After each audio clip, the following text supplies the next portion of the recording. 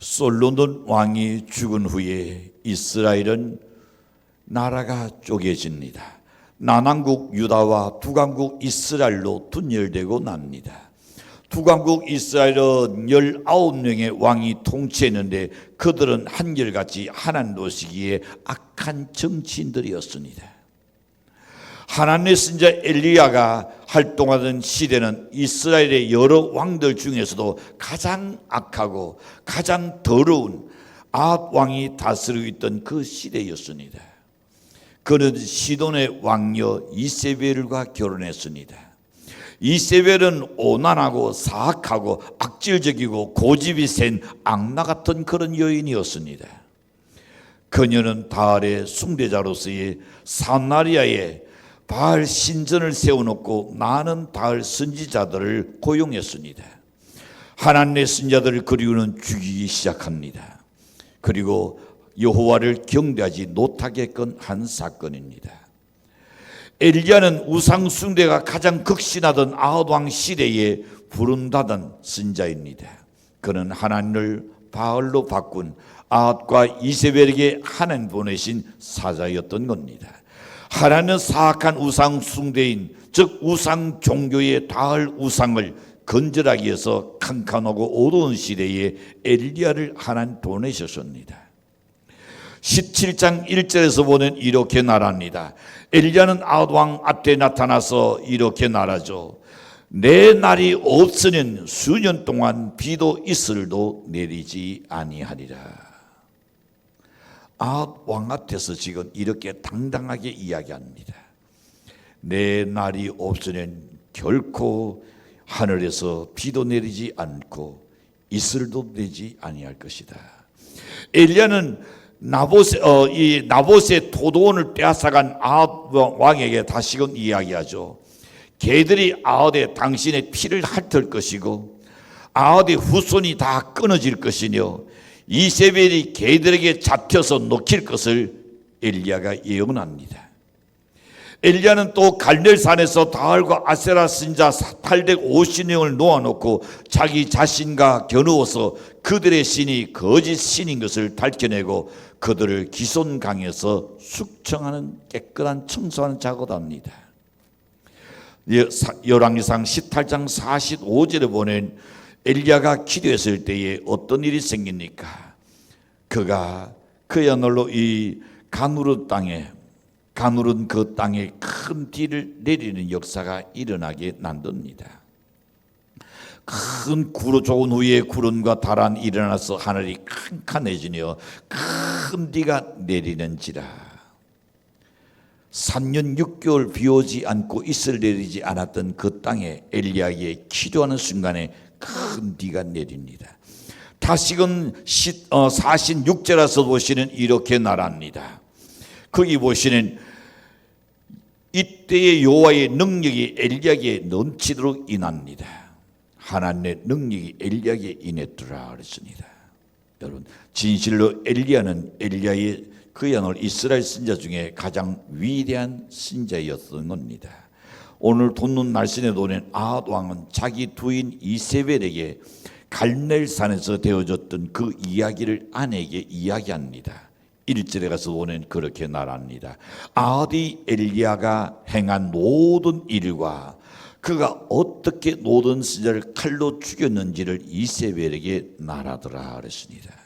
그런데 이세벨은 그 현장에 가지를 않았겠죠. 만약에 갔더라면 백성들이 그까지도 죽였을 겁니다.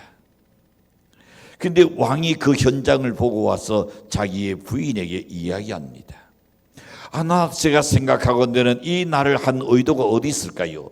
자기 부인을 설득하기 위한 날이었지 않았을까 생각해 봅니다. 좀 더 쉽게 이야기하는 여보, 당신이 데려온 선지자 850명은 엘리야 한 사람을 당해내지 못했어. 그렇게 850명이 자기 신을 내면서 가로내서까지 자기의 신을 둘렀지만은 그의 신은 아무런 대답이 없었고, 그래서 그는 말합니다. 나 다을 씨는 기가 녹았는지 그렇게 부르지도 아무런 응답이 없었다고 이야기합니다. 그리고 아합 왕이 그의 부인에게 이야기했겠죠. 역시 참신은 우리가 대대로 섬겨온 여호와 하나님이 분명하오. 우리 함께 하나님께로 우리 돌아가고 하나님을 섬기시다. 부인을 아나 설득해 보았을지 않을까 생각돼 봅니다. 그러나 아합왕의 설득은 아무 소용이 없었습니다. 그녀는 오히려 경로했다 그랬습니다. 그리고 엘리야를 24시간 이내에 잡아서 죽이겠다고 맹세합니다. 2절에 가서 보시면요, 이세벨이 사신을 엘리야에게 보내어 이르되 내가 내일 이남 때에는, 그러니까 24시간 이내입니다, 반드시 이 생명을 저 사람들 중 한 사람의 생명 같게 하리라. 죽이겠다는 겁니다. 자, 이 소식을 들은 엘리야는 어떻게 했을까요?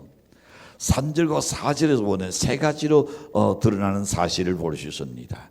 첫째는 그의 생명을 위해서 도망칩니다. 두 번째는 그는 광야로 들어가 버려서 숨어버립니다.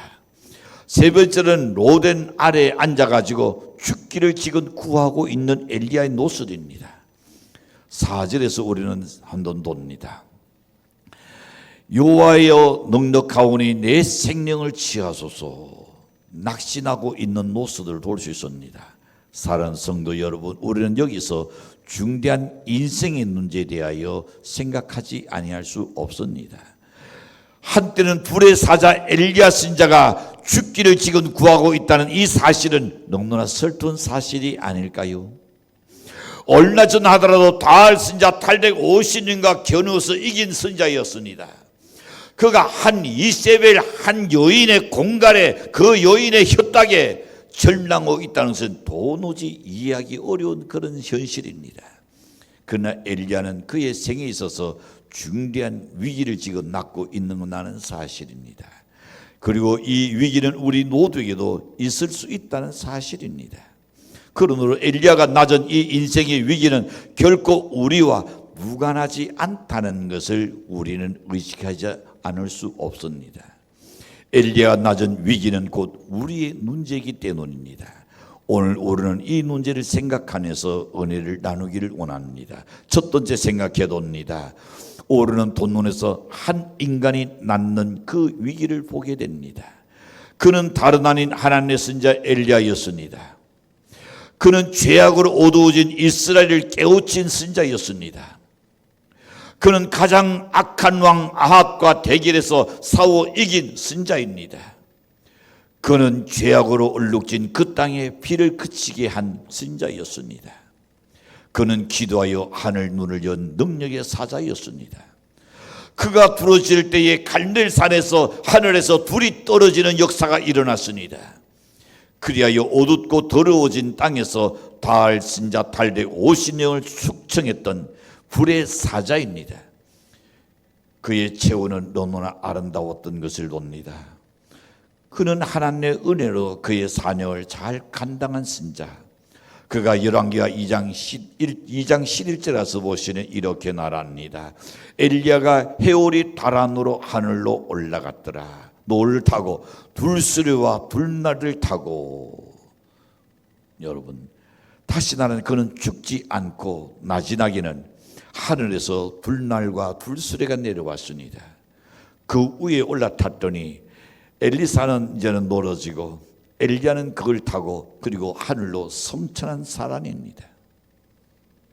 유사일로 산채로 성천한 사람은 딱 두 사람이 있습니다. 하나는 누굴까요? 에녹입니다. 에녹과 더불어 죽지 않고 성천한 사람은 바로 엘리야.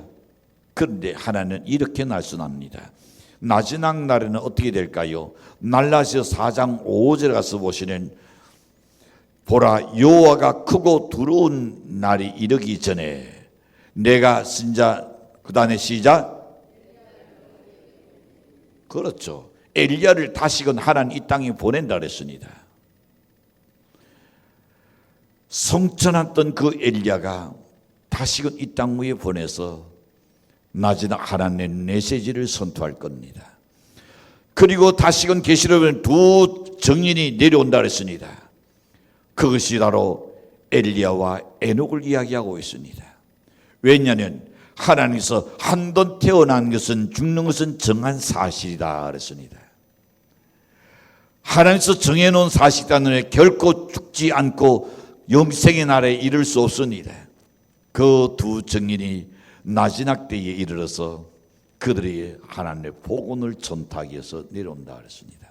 하나님께서 내가 도낸다 그랬습니다. 자, 사랑하는 성도 여러분, 그런데 그에게도 큰 위기가 있다는 전입니다.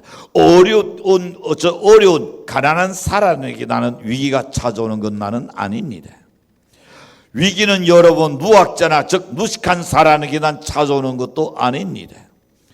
시온은 여러분 초신자에게 난 있는 것이 아닙니다.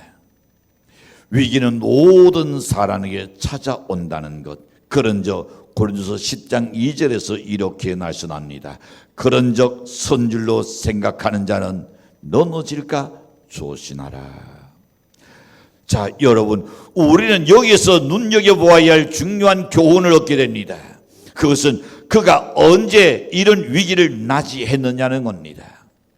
엘리야가 언제 이런 위기를 맞이했는가? 자, 사람들은 흔히 말합니다. 어떤 일을 실패한 뒤에 왕왕 위기를 낳는다고 그런 경우가 있다고 이야기하죠. 예, 틀린 건 아닐 겁니다. 어떤 일에 실패하고 난 후에 인간이 좌절할 수 있습니다. 때로는 사업에 실패한 뒤에 인생을 포기한 이들도 들어있지 않습니까?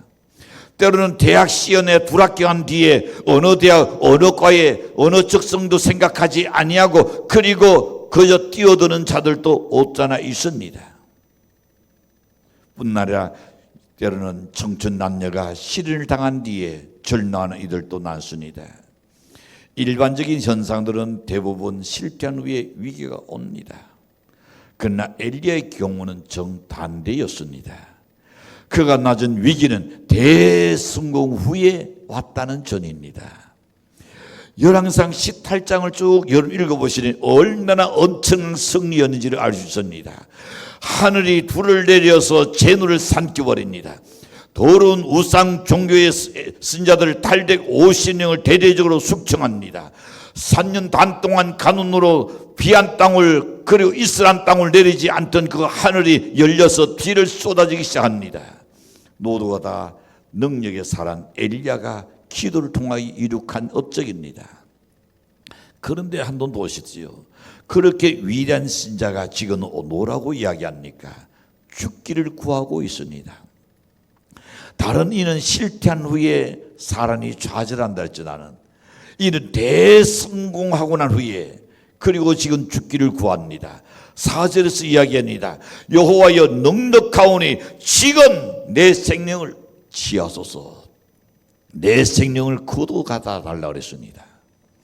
사랑하는 성도 여러분, 우리 인간의 본연의 노선은 참으로 약한 것을 보게 됩니다. 삼손도 넘어졌습니다.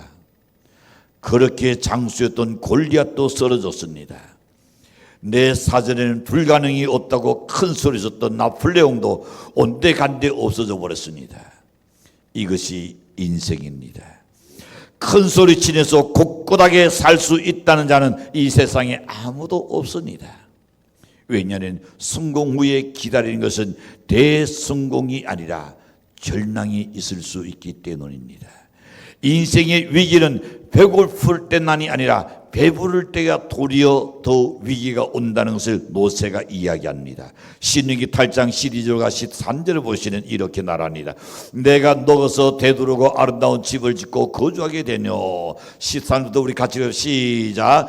또 소와 양이 번성하뇨. 내 언근이 정식되뇨. 내 소유가 다 풍성하게 될 때에 내 나원이 교만하여 내 하나님 여호와를 잊어버릴까 염려하노라.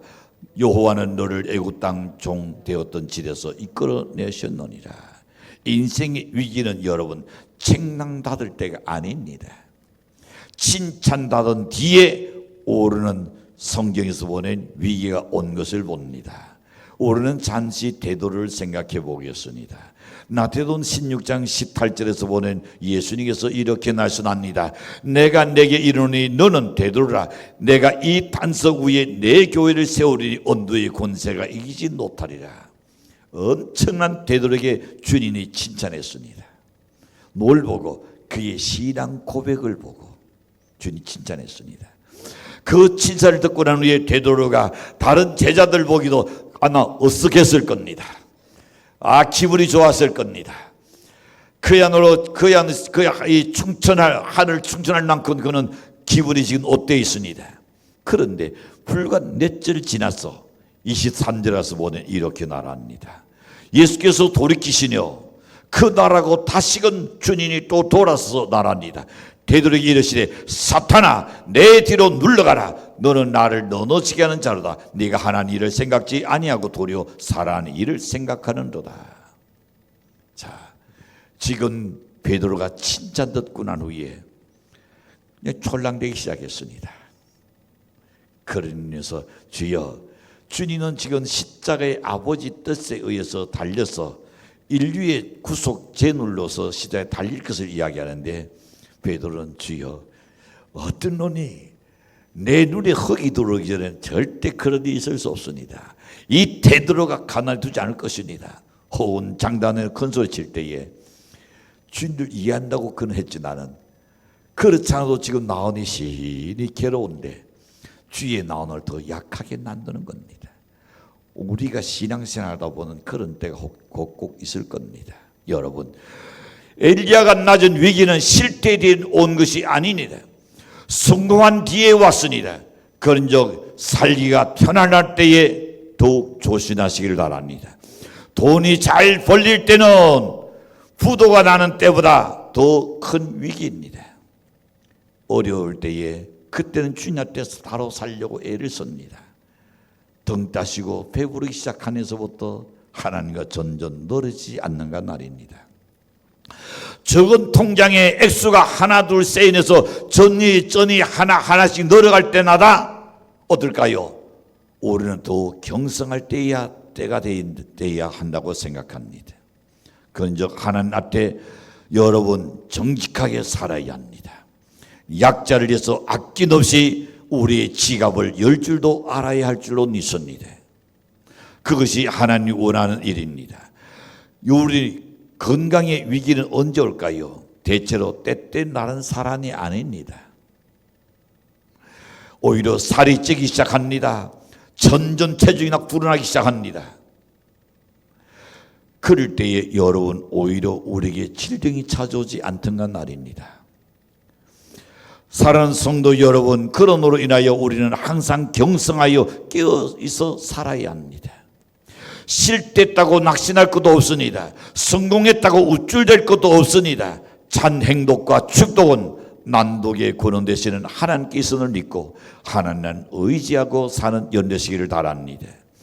부평초 인생이 되지 않기를 바랍니다. 세상의 변화가 따라서 웃고 우는 그런 불행한 사람 되지 않기를 바랍니다. 큰담 웃었다가 큰담 울다가, 그것이 아니라 어제나 오늘 영원토록 동일하신 하나님은 변함이 없습니다.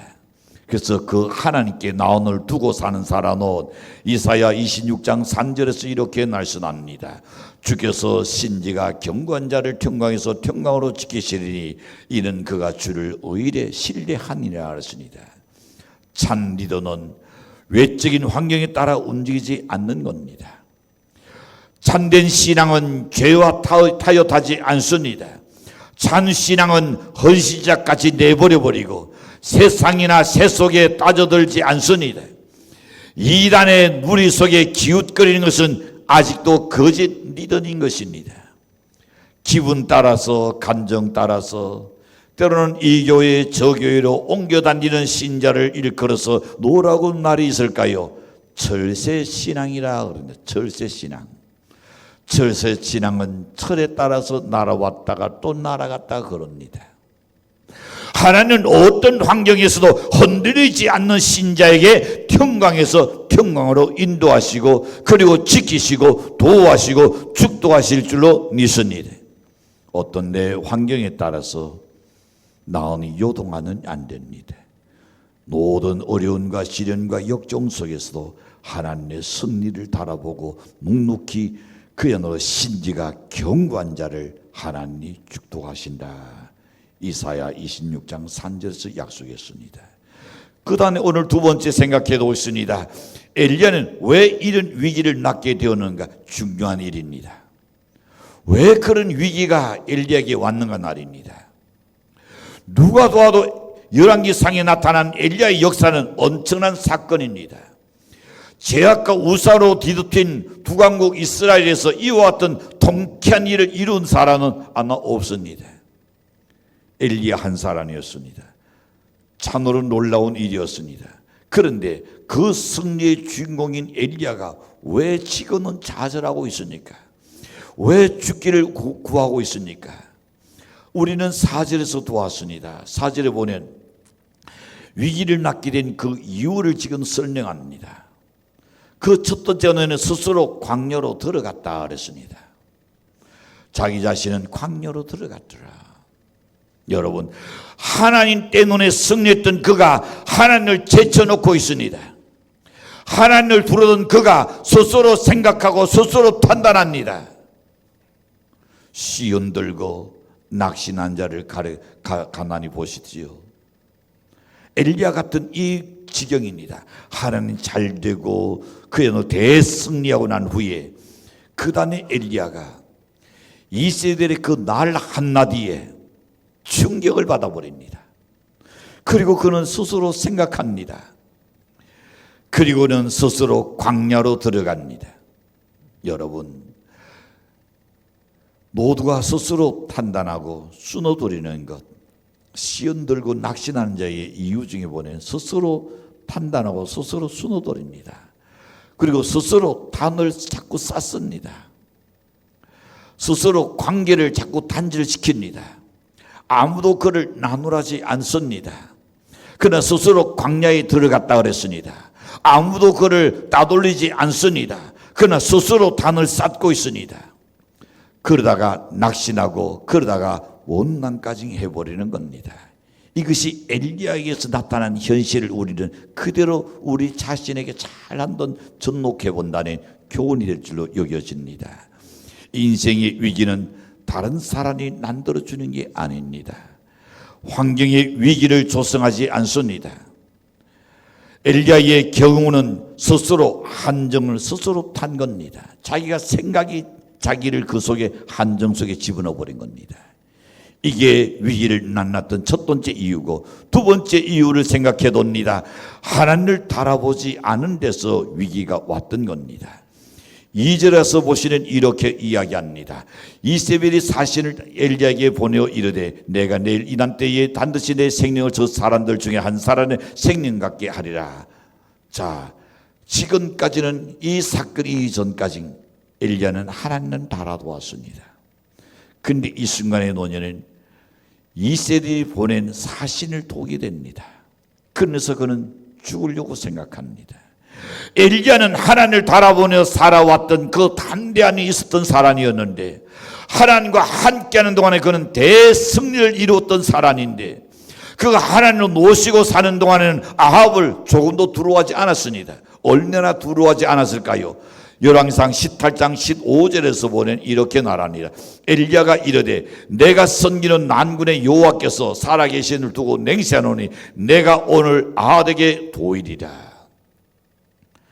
엘리야 지금 진영 수레당한 사람입니다. 아합 왕한테 나타나면 바로 죽을 수 있습니다.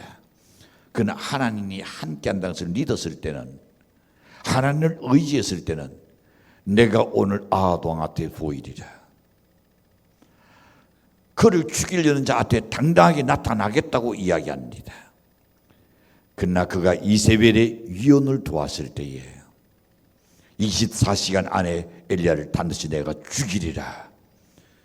사신을 통해서 들은 그 한마디에 절망하고 납니다. 우리는 다른 사람 베드로를 또한 생각할 수 있습니다. 베드로가 예수님을 바라보았을 때는 무리를 걸어갔었습니다. 기적 같은 역사입니다. 상상할 수 없는 그런 이적이 일어났습니다. 그런데 성난 파도를 바라보는 순간에 물에 그냥 폭 빠지기 시작합니다. 자, 여기서 우리는 생각해 봅시다. 신앙이란 뭡니까? 주님을 바라보면서 사는 것은 삶입니다. 신앙에는 어떤 일이 있어도 주님만 바라보고 사는 삶이 그게 신앙입니다. 불신앙이 뭡니까? 주님이 아는 다른 것을 바라보는 삶입니다. 위기와 절망은 바로 여기서 온다는 것. 언제나 주님은 바라보시길 바랍니다. 사람도 아닙니다. 환경도 아닙니다. 오직 주님을 바라보는 마음이 거기서 돌아서는 순간에 우리에게는 위기가 기다리고 있다는 겁니다. 세 번째 생각해 봅니다. 자난할 때 위기가 옵니다. 엘리야는 난군의 여호와를 위하여 열심히 유별하다고 그는 자난했습니다. 이스라엘 자손이 다 주의 언약을 노리고 주의 단을 헐고 선지자들을 죽였으나 그다음 뭐라고 이야기하니까 오직 나 혼자만 나나사오니. 여러분, 오직 나낫거늘. 참, 여러분, 이게 자난입니다. 내가 우리 교회에서 제일 봉사 많이 하고 있다. 내가 제일 헌신하고 있다. 이게 무서운 겁니다. 이런 생각이 드는 순간에 그는 벌써 위기의 인문에 들어가 버리는 겁니다. 여러분, 오늘 우리는 주님께서 노라고 이야기합니까? 나중에는 엘리야야, 너나도 생각하는 넌 착각이다. 너보다도 7,000명을 무릎 꿇지 않은 7,000명을 내가 숨겨두었다 그랬습니다. 여러분, 베드로도 그렇고 주님을 부인했을 때 언제였습니까? 그가 자난했을 때입니다. 주님을 제일 사랑하는 것 같이 날입니다. 자기가 완벽한 것처럼 이야기했을 때에 그때 그야말로 주님을 부인하고 저주하는 부끄러운 수치를 남깁니다.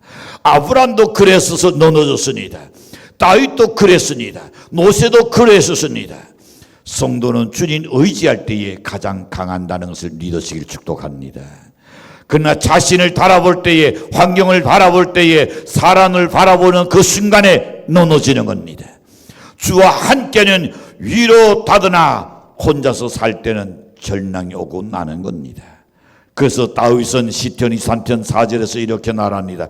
내가 사망의 언친한 골짜기로 행할지라도 해를 두려워하지 않는 것은 주께서 나와 함께 하시니라. 언친한 골짜기 같은 그런 절망도 주와 함께 할 때는 축복입니다. 나 혼자 하는 그것은 위기 중에 위기라는 것을 생각하시고 언제나 주님, 저는 주님 아니고는 행할 수가 없습니다. 주님 도와주셔야 하고 주님 나와 동행했어야 되고 주님께서 나와 합작하셔야 합니다. 주님과 함께하는 여러분의 삶 되기를 바랍니다. 마지막으로 한 가지 더 생각해 봅니다. 왜 이런 위기가 왔을까요? 네 번째 봅니다. 기도하지 않을 때에 위기가 왔습니다. 엘리야는 원래 기도의 사람입니다. 그는 기도해서 비를 그치게 했고 기도해서 하늘 눈을 열고 그리고 비를 또한 내리게 했습니다. 그뿐 아니라 기도해서 하늘에서 불을 끌어내리는 놀라운 역사까지 나타냈던 사람입니다. 그는 기도하여 대승리를 거뒀던 사람입니다. 그런데 기도의 사람 엘리야가 기도하지 않고 낙심에 잠겨서 지금 절망하고 있다는 겁니다. 나가도온 9장 29절 가서도 오시는 제자들이 예수님께 물었습니다. 주여, 우리는 어찌하여 귀신을 내쫓지 못했습니까?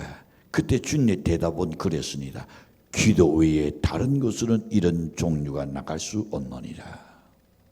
여러분, 기도 외에 다른 것으로서는 이런 유가 나갈 수 없느니라. 기도할 때 위기는 물러갑니다. 어떤 분이 이런 말을 했습니다. 하나님과 함께하는 그네줄도 철벽 같고 하나님이 떠나가 버리는 철벽도 그네줄과 같다. 있습니까?